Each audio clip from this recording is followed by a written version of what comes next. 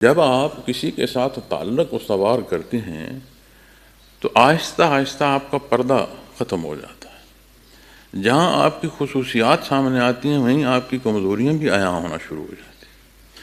اور کہتے ہیں نا جی کہ جو رازداں ہوتا ہے سب سے بڑا نقصان پہنچانے کا سبب وہ ہوتا ہے. کیوں؟ اس لیے کہ اسے کمزوریوں کا علم ہوتا ہے، وہ جانتا ہے اندر کا بندہ جو ہے وہ سب سے زیادہ نقصان پہنچاتا ہے. اے ایمان والو، اپنوں کے علاوہ کسی سے دلی دوستی نہ کرو کہ وہ لوگ تمہارا نقصان کرنے میں کوئی کمی نہیں چھوڑتے. وہ چاہتے ہیں کہ تمہیں ایذا دیں. بے شک ان کے منہوں سے بہت ظاہر ہو چکا، اور جو کچھ ان کے دلوں میں پوشیدہ ہے وہ اس سے بہت زیادہ ہے. اور اگر تم سمجھ رکھتے ہو تو بے شک ہم نے تمہارے لیے نشانیاں کھول کر بیان کر دی ہیں. جو کچھ دین نے بیان فرمایا ہے وہ ہماری ضرورت ہے. اب دوستی، تعلق، دلی دوستی، اسے اگر آپ غور فرمائیں تو شناسائی جو ہے اس کے کئی حصے ہیں اور کئی تجربات سے انسان شناسائی سے گزرتا ہے.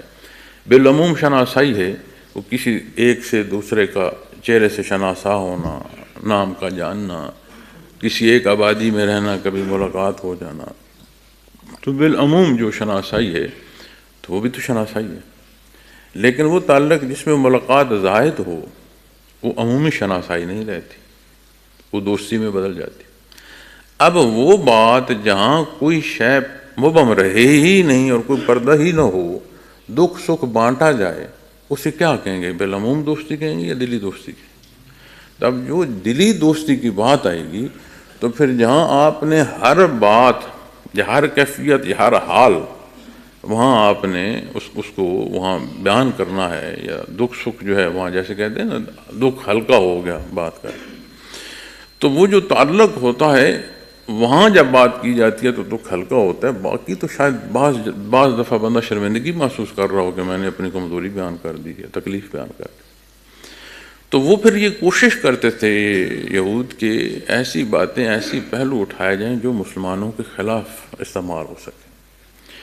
تو اللہ کریم نے منع فرمایا کہ ان سے دلی دوستی نہیں، یعنی وہ تعلق جس پر بندہ انحصار شروع کر دیتا ہے، اعتبار شروع کر دیتا ہے، ایک محبت پیدا ہو جاتی ہے، دکھ سکھ جس ایک کو دوسرا محسوس کرتا ہے، ایسا تعلق کفار کے ساتھ نہیں. پہلے مخاطب فرمایا یا ایھا الذین آمنوا، اے صاحب ایمان لو، یہ تمہارے لیے راستہ نہیں ہے کہ تم ان سے دلی تعلق پیدا کرو جو اللہ کا انکار کر رہے ہیں، اللہ کے حبیب کا انکار کر رہے ہیں، اللہ کے کلام کا انکار کر رہے ہیں، اللہ جل شانہ کے حکم کے مقابل کھڑے ہیں. تم صاحب ایمان ہو، وہ بے ایمان ہے جو اللہ کا نہیں، اس کے حبیب کا نہیں، وہ تمہارا کیسے ہو سکتا؟ تو وما تخفی صدورہم اکبر. اللہ فرما رہا ہے یہ جو کچھ بول رہے ہیں نا یہ تھوڑا ہے، یہ بہت تھوڑا.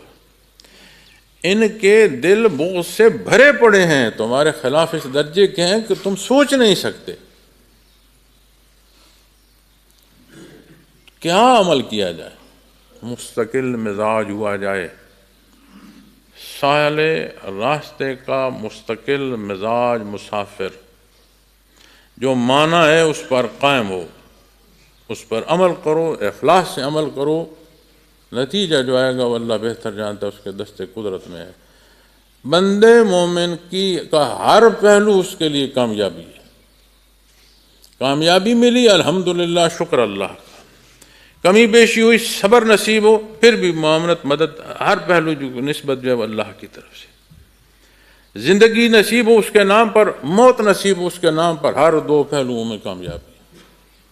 فرمایا گیا ہے نا کہ لمبی زندگی کی دعا کی جائے. نبی کریم صلی اللہ علیہ وسلم نے پسند فرمایا لمبی زندگی کی دعا کی جائے، اس لیے کہ آپ کی جو فرصت تمام ہو جائے گی، زندگی ہوگی تو عمل کرو گے، اعمال صالح ساتھ. لمبی زندگی کی دعا آپ نے پسند فرمائی ہے، اور اس راستے میں جو اس کے نام پر شہادت ہے کہ اس سے منع فرمایا ہے. اس کے نام پر جان دینے کی باری ہے. یہ تو نہیں فرمایا کہ نہیں ایک طرف ہو جاؤ تاکہ زندگی لمبی ہو جائے، نہیں، وہاں پھر جان دینے میں کامیابی ہے. کیا فرمایا کہ پھر جب تلوار اٹھ جائے تو پھر تلواروں کے سائے میں جنت ہے. تو ان تمام حصوں کے لیے ضرورت محنت فرمائے.